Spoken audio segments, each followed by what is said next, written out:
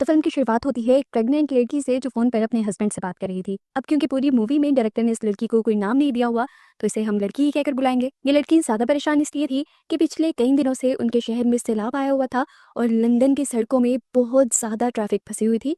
और उसी traffic jam में उस लड़की का हस्बैंड भी था। उसका हस्बैंड उसे यकीन दिलवाता है कि तुम सब्र रखो, मैं आ जाऊंगा जल्दी। लड़की उसकी बात मानकर फोन बंद ही कहती है कि उसे बहुत ज्यादा लेबर पेन होने लग जाते हैं। वो दिखती है कि दरवाजे से अब पानी उसके घर के अंदर आने लगा था और एकदम से खिड़की को तोड़ते हुए भी दरिया के बहते पानी की तरह पानी सारा उसके घर के अंदर आ जाता है। वो खुद भी इसी पानी में डूबने लगती है। दर्द में वो इस पानी से बचने की कोशिश तो कर रही थी और इस सारी कोशिश के दरमियान वो बेहोश हो गई। उसे जब होश आया तो उसने अपने आप को हॉस्पिटल में देखा। फाइनली वो एक बेटे की माँ बन चुकी थी। ठीक वक्त पर उसके हस्बैंड ने उसे आकर सैलाब से भी बचा लिया था और उसे हॉस्पिटल भी ले आया था। अभी ये लोग अपने बेटे को देखकर खुशी हो रहे थे कि तभी डॉक्टर्स ने उन्हें पास आकर बताया कि उन्हें जल्द ही अपने बेटे का नाम रखते हुए उसका बर्थ सर्टिफिकेट बनाते हुए यहाँ से जाना होगा, क्योंकि सैलाब की वजह से यहाँ पर पेशेंट्स बहुत ज्यादा हैं और बेड्स बहुत कम। वो लड़की घर जाना चाहती थी, पर उसका हस्बैंड उसे बताता है कि उनका घर पूरी तरह सैलाब में डूब चुका है और अब इन्हें अपने गांव जाना होगा। गांव के रास्ते में लोग देखते हैं कि गाड़ियों की लंबी लंबी लाइनें थी। हर कोई सेफ जगह की तरफ जाना चाह रहा था, इसीलिए सिक्योरिटी पुलिस भी यहाँ पर बहुत ज्यादा थी।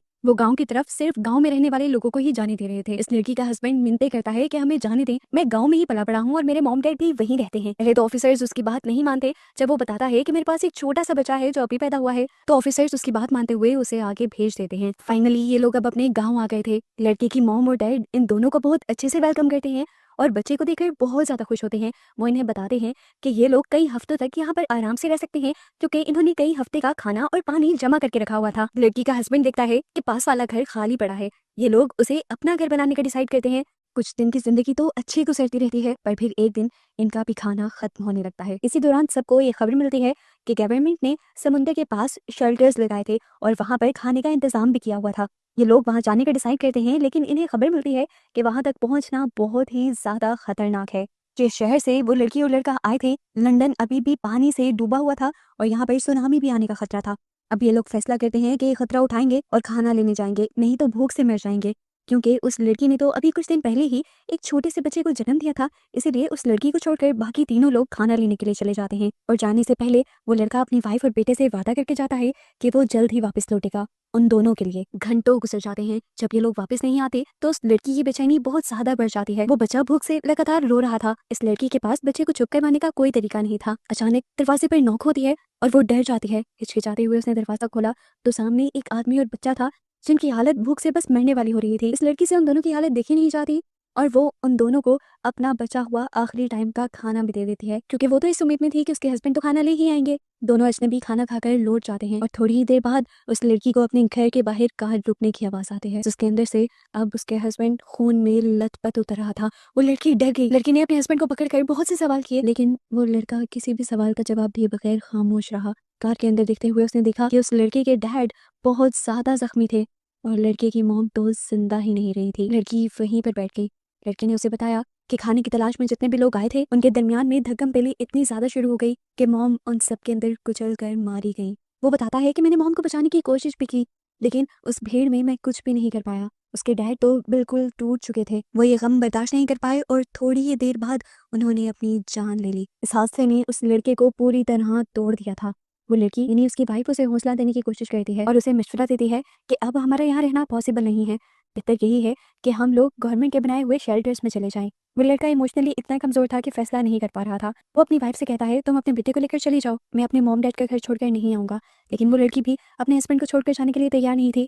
कुछ दिन और ये लोग इसी घर में गुजारते हैं जब तक इस लड़के का लाया हुआ आखिरी खाना भी खत्म नहीं हो जाता। आखिर ये लोग शेल्टर होम्स तक जाते हैं, लेकिन वहां पर भी लड़कों का जाना अलाउड नहीं था। उस लड़की और उसके बेटे को तो रख लिया गया, लेकिन उस लड़के को बाहर निकाल दिया गया। लड़की ने अब भी अपने हस्बैंड के बगैर रहने से इनकार किया और इन दोनों ने फैसला किया कि ये लोग मिलकर अपनी कार में रहेंगे और खाना ये लोग शेल्टर से ही लेंगे। और एक रात ही कार में गुजारने के बाद इन्हें होश ठिकाने आ गई।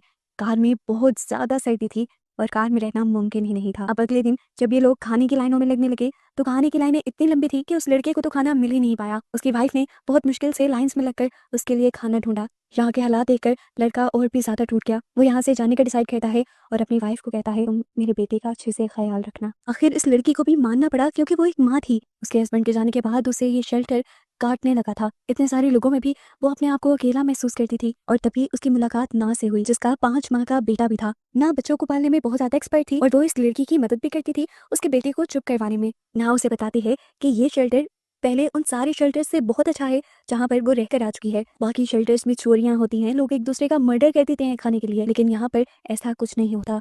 अलबत्ता खाने के लिए लड़ाई तो होती है पर ज्यादा कुछ नहीं होता। फिर भी जिंदगी तो यहाँ पे भी सेफ नहीं थी। ना उसे बताती है कि मेरी एक फ्रेंड है बहुत अमीर, उसका एक प्राइवेट आइलैंड है, अगर हम किसी तरह वहां तक जाने में कामयाब हो जाएं तो मुझे लगता है कि हमारी लाइफ सेट हो जाएगी। क्या तुम मेरा साथ दोगी वहां तक जाने में? लेकिन वो लड़की थोड़ा सा हिचकिचा जाती है क्योंकि उसके साथ उसका हस्बैंड नहीं था और वो बाहर कहीं इंतजार कर रहा था उनका। कहाँ इंतजार कर रहा था ये भी वो नहीं जानती थी। ये लड़की अपने हस्बैंड के बारे में सोचना बंद नहीं कर सकती थी। इससे पहले कि वो लोग कोई फैसला कर पाते, एक रात उनके शेल्टर्स पर हमला हो जाता है। गन्स और पिस्टल लिए लोग उनके शेल्टर्स में घुस आते हैं और बेदर्दी से लोगों को मारने लग जाते हैं। यहाँ से सारा खाना लूट लेते हैं और यहाँ बुरी अफरा तफरी फैल जाती है। ऐसी अफरा तफरी में ना और वो औरत अपने बच्चों को बचाने के लिए अपने बच्चों को उठाकर यहाँ से भाग जाते हैं। काफी दूर चलने के बाद इन्हें फाइनली एक लिफ्ट मिल भी जाती है। जो लिफ्ट देने वाला बहुत ही बदतमीज था, उसने उन्हें आधे रास्ते में ही छोड़ दिया। वो लड़की तो अब डर रही थी कि अगर उसके हस्बैंड शेल्टर वापस आए तो वो अब उसे कैसे ढूंढ पाएंगे। लेकिन उसे अब ना मजबूत रहने को कह रही थी। वो कह रही थी कि अगर तुमने कदम उठा ही लिया है तो अब तुम्हें मजबूती से उसके ऊपर चलते रहना होगा। वो उसे कहती है देखो जिंदा रहना सबसे ज्यादा जरूरी है, बाकी सब बातें बाद में। चलते चलते ये लोग एक घर के पास पहुंच जाते हैं जहाँ पर एक आदमी था। वो खाली खाली नजरों से इन दोनों को दिखता है और हैरानकुन तौर पर इन दोनों को खाना भी ऑफर करता है उस दुनिया में जहाँ खाना बहुत कम रह चुका था। ये एहसास ऐसा था जैसे उन दोनों लड़कियों को नई जिंदगी मिल गई हो। ये तीनों एक साथ बैठकर आग के पास बातें करते हैं और अपनी अपनी कहानियां सुनाते हैं। उस लड़की की कहानी तो सबसे ज्यादा दुखी थी। सैलाब के दौरान जब ब्रिज टूटा था तब उसकी पूरी फैमिली मारी गई थी, बचा सिर्फ वो। सुबह जब ये लोग उठे तो इन्होंने देखा कि वो लड़का तो पहले ही जा चुका था, लेकिन इनके लिए एक नोट छोड़कर गया था जिसमें उसने बताया कि अगर वो नॉर्थ की तरफ जाएंगे तो वहां से उन्हें बहुत सारी बोट्स मिल जाएंगी जो उन्हें उनकी मंजिल तक पहुंचा देंगी। इन दोनों के लिए तो ये इतनी बड़ी खुशखबरी थी जैसे इन्हें नई जिंदगी मिल रही हो। ये लोग उस तरफ किनारे पर चले जाते हैं, पूरा दिन इंतजार करते हैं लेकिन कोई कश्ती नहीं आती। जब इनकी उम्मीद टूटने ही वाली थी तभी इन्हें दूर से आती एक कश्ती नजर आई। इस कश्ती को अपनी तरफ आता देखकर ये दोनों बस पागल ही हो गई थी। ये लोग खुशी में उस कश्ती में बैठ जाते हैं। फाइनली ना अपने दोस्त की आइलैंड की तरफ बढ़ रही थी जहाँ जाकर इनकी किस्मत भी चली कि ना के दोस्त ने इन्हें धोखा नहीं दिया बल्कि बहुत अच्छे से इनका वेलकम किया। फाइनली ये इतने अरसे में पहली मर्तबा था जब इन्होंने पेट भर कर खाना खाया था। आज काफी अरसे बाद ये लोग सुकून की नींद सो रहे थे, लेकिन उसके बावजूद उस औरत के अंदर कुछ खाली खालीपन था। उसे अपने हस्बैंड की याद आ रही थी। उसे अब लगने लगा था कि जैसे सब खत्म हो गया, उसकी फैमिली उससे छिन गई। अब वो अपने हस्बैंड से कभी नहीं मिल पाएगी। कई दिन कई महीने गुजर गए, उसका बेटा थोड़ा बड़ा हो गया लेकिन वो अपने ख्यालों से अपने आप को निकाल ही नहीं पाई। यहाँ पर जो एक बूढ़ी लेडी थी ना की दोस्त की मॉम, वो उसकी उदासी को महसूस करती थी। एक दिन वो उसके पास आकर बैठी। उन्होंने उसे समझाया, देखो बेटी, अगर तुम अपने पास्ट में ही कैद रहोगी तो अपनी प्रेजेंट की और फ्यूचर की लाइफ कैसे बना पाओगी। देखो तुम्हारा एक बेटा है, तुम्हें उसके लिए भी चलना है, तुम्हें हिम्मत करनी होगी। ये लड़की उनकी बात तो सुनती है लेकिन खामोश रहती है, कोई जवाब नहीं देती उन्हें। काफी देर सोचने के बाद जब वो वापस आई तो उसके अंदर एक अजीब सी हिम्मत नजर आ रही थी। उसने एक अटल फैसला कर लिया था और उसने वो फैसला सबको सुनाया कि वो वापस अपने घर जाएगी। सब उसके फैसले को पागलपन समझते हैं, उसे मना करते हैं, लेकिन अब उसने फैसला कर लिया था। ना तो रोने भी लगी, वो उसके बगैर जीने का सोच भी नहीं सकती थी। लेकिन ये लड़की ना को गले लगाती है और कहती है, समझो जैसे तुम मेरे बगैर नहीं रह पा रही, मैं उसके बगैर नहीं रह पा रही। अब क्योंकि उसने फैसला कर ही लिया था तो यहाँ पर उसकी दोस्ती मॉम उसका साथ देती हैं और उसे एक कश्ती पर बिठा देती हैं। ये सफर उतना आसान नहीं था जितना लग रहा था। पहले उसने कश्ती से एक लंबा सफर किया और उस कश्ती ने उसे जंगल में छोड़ दिया। ये जंगल उसे अकेले ही पार करना था एक छोटे बच्चे के साथ। खाना उसका खत्म हो गया, भूख मारने के लिए वो पत्ते तक खाने पर मजबूर हो गई। यहाँ तक कि उसे जंगली जानवरों का शिकार भी करना पड़ा जिंदा रहने के लिए। सब कुछ सहते हुए वो जंगल के किनारे तक पहुंची तो उसे अपने अंदर का अच्छा इंसान भी मारना पड़ा। वो यहाँ पर एक कपल की कार चुरा कर भाग गई और फाइनली पहुंच गई लंदन। उसका शहर, उसका घर जो अब पूरी तरह बर्बाद हो चुका था, लाइफलेस हो चुका था, हर जगह यहाँ पर पानी ही पानी था। वो अपने घर आ गई, उसका घर पूरी तरह बर्बाद हो चुका था, लेकिन अब उसने यहीं से एक नई जिंदगी शुरू करने का फैसला कर लिया था क्योंकि उसे उम्मीद थी कि उसका हस्बैंड एक दिन उसे ढूंढते हुए यहाँ जरूर आएगा। कुछ ही देर में उसे यहाँ पर हिलने जुलने की आवाज आती है।